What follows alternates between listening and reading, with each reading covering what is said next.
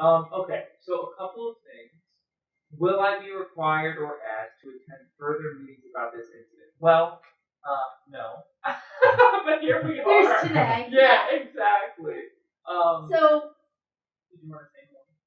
Yeah, so one thing to be aware of, in our capacities as the discrimination resource coordinators, we were asked to share the BALSA complaints from some of the BALSA members, which I believe were also shared on the group meet about the emails with the student reps as part of a request that you be removed as a student rep. Okay.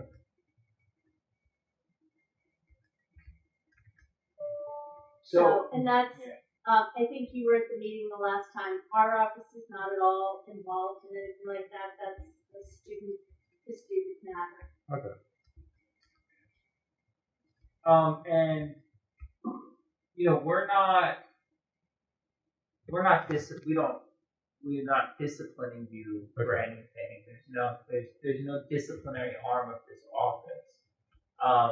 That was, one of the first things that we talked about. We have this other capacity at the university, and that's more of a reporting obligation, and also any efforts we've taken to remediate the harm or the potential for harm. Okay. Which, as you know, we worked through that together. And you made your own determination about how to convey how you felt to members of the community, and you have full agency over that. We are not in any way disciplining you or going to ask you to participate in a sensitivity training or bias training. I do. And we also, I did just want to say, oh yeah, go ahead. We don't actually have disciplinary authority. Yeah, that's what I said. We don't have any disciplinary power. So just, exactly. I think that was just a term that was somewhere in your email, so we just wanted to. I just wanted to make sure. No, not at all. Like, I am always happy to meet with you and talk to you about resources that would be between us, fully confidential. If you did want. Mm-hmm. Like sensitivity training or bias training, I know we spent time together, and I tried to educate you a little bit on some of this stuff. But if you ever were interested in learning more, we're happily built to help you think about that. But there's no mandatory anything. Okay.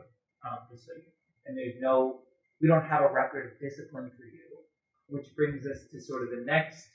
You asked a question about whether we've informed members of BALSA and other complaining students that the content of my invitation did not violate any school policies and cannot be punished. So we were very open with the students about, quote, punishment. To be honest, I don't even know what you mean by that. What do you mean by punishment?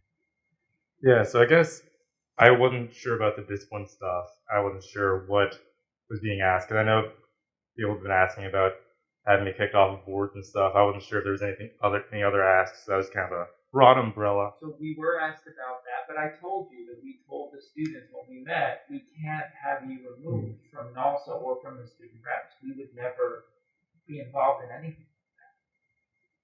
Is there another word of punishment that you were thinking about? Another meaning of punishment? Anything with the school, some kind of thing? The only, there's we don't see any avenue that would go beyond that. The law school official discipline happens through rights and duties, and you've got a copy of that.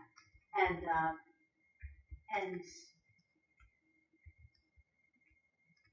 we didn't see anything in there that would be implicated by it. Okay. And then we had talked about the bar. At some point, the bar came up. Character and fitness, specifically. You've been doing this for 30 years. This is completely informal. I think one of the things, and Yaseen and I are going to talk about this in terms of going forward. I think the first day when we talked to you about the fact that we had to write something up for the discrimination resource folks, I'm worried that set you down a path of thinking that there was kind of formal documentation of this that could affect you down the road.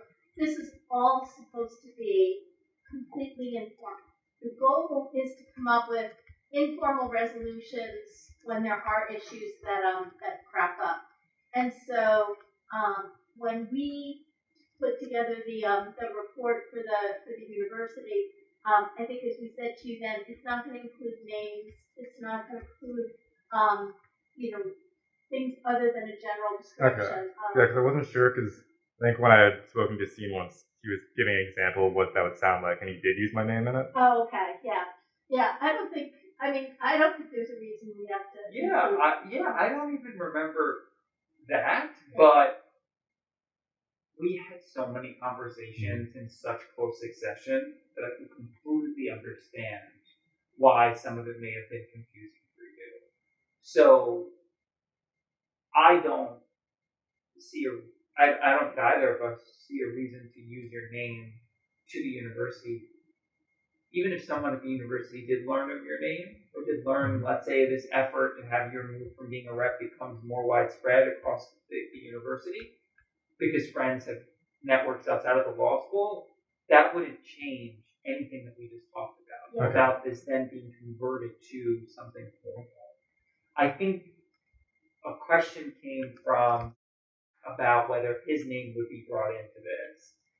And that I was very explicit with, because Dean Cosgrove was there for that question, that we wouldn't be using any names. Okay. So unless something happened when you later spoke to or something, because I can imagine you've had at least a handful of conversations outside of the conversation you had with us, that you may have also been confused. Okay, because it was like something in passing. I think you were just giving an example, like we spoke of Trent, and you said Trent. I probably we spoke with that was probably a student. Exactly. Yeah. We would just usually give a student extended an invitation and included the following words. It was perceived by students to be a racist invitation. Okay. We met with students. We did this and this and this. The reason for that is the university is basically trying to do two things.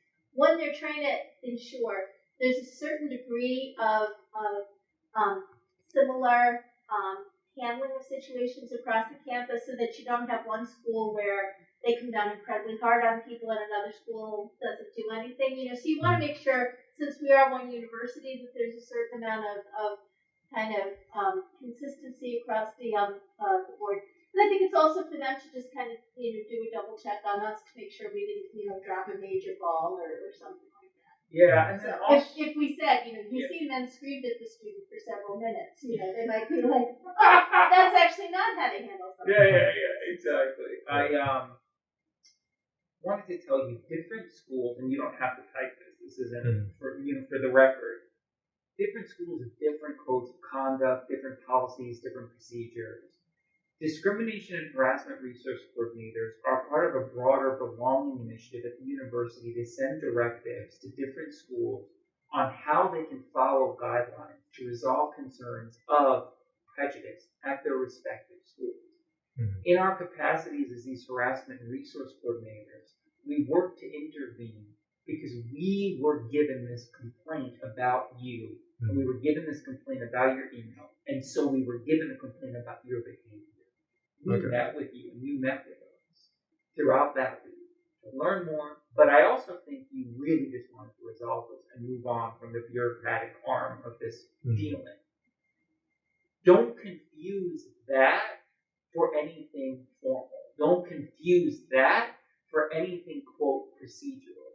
We were doing that to try to diffuse tension that was brought to our office by students and students of color about what your email was doing. So just keep in mind that we were trying to help resolve this. And you recall when we first met, and then on the last day before you left with the apology, that I predicted that if the students didn't feel that there was an honest attempt at an apology, an honest attempt at remediating this, that they would probably not accept it. And unfortunately, they haven't, and there's this call now to have you removed from being a rep. And I think you know that the both of us from the very beginning really wanted you to be able to move past this. So I just want you to know that this happening to you is not something that when you first came and you met with us, that we we wanted to help you. We were hoping very much. Very much. So much time, Trent. Only you knew how much time was really spent trying to use this, and how much time was spent around you and around this, and different calls, different offices. Just trying to think through the best way for us to resume as a community. And I'm very disappointed that this is happening. I guess I'm also concerned. I mean, I'm perfectly fine to take notes, but I guess since part of why we wanted to meet with you was to have kind of an informal conversation. What's your thinking in terms of taking notes? It's just so I can have something I can refer back to. Okay. Yeah, because you've been taking notes throughout our meetings. I felt like you were a court reporter. I told you.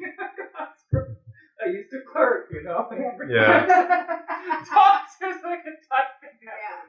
So yeah, I mean, if your memory is anything like mine, Yeah. just some. Yeah, I think that makes sense. But So let's talk a little bit about the bar. So the way things work with the bar, the only thing the law school would ever disclose to a bar is a formal disciplinary action that took place. So there's a lot of stuff that comes our way over the course of someone's 3 years. Complaints from students, complaints from faculty members, complaints from administrators. And I'd say 99.9% of everything that comes through our office is handled completely informally. None of that goes anywhere. It's not reported to the bar. It's not reported anywhere. So the registrar's office is the only office that can fill out the bar forms. They can only do it based on what's in their files. The only thing that gets into their file is formal disciplinary action. So nothing about this. There won't be a record of it anywhere in any of the places that people would look for the bar. Cool. Now, one thing to keep in mind, I'm just going to say this as a side note, and there's no reason to assume it's going to happen here. Mm-hmm. Anybody can send a letter to the bar on behalf of a candidate. I have had cases. My favorite was at Harvard. Something Crimson Cleaners, remember them? oh my God, yes. Was upset about a student They who didn't sent a pay his letter to bill. the student. They contacted the bar because they talked to someone. The law student apparently basically was like, "You can't do anything to me. I'm a law student." Kind of one of the things we always tell people not to do. And I think this guy just kind of he was like, "Oh yeah." And so he talked to some people, and they were like, "Oh, well, if he's a law student, he's going to be applying for the bar."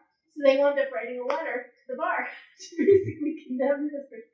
He still wound up becoming a member of it, but we've had ex-boyfriends and girlfriends. We've had estranged relatives. We've had people who will write to the bar. So we can never predict what's going to happen. We can guarantee you nobody official in the Yale Law School, we would never, get on our letterhead and write anything to the bar about it. Right, and the same thing goes for FBI background checks because those are for security clearances. Those are at an even higher level, but they still rely on your official student record as a student. And so nothing. And the goal in this entire process has been to make sure nothing winds up going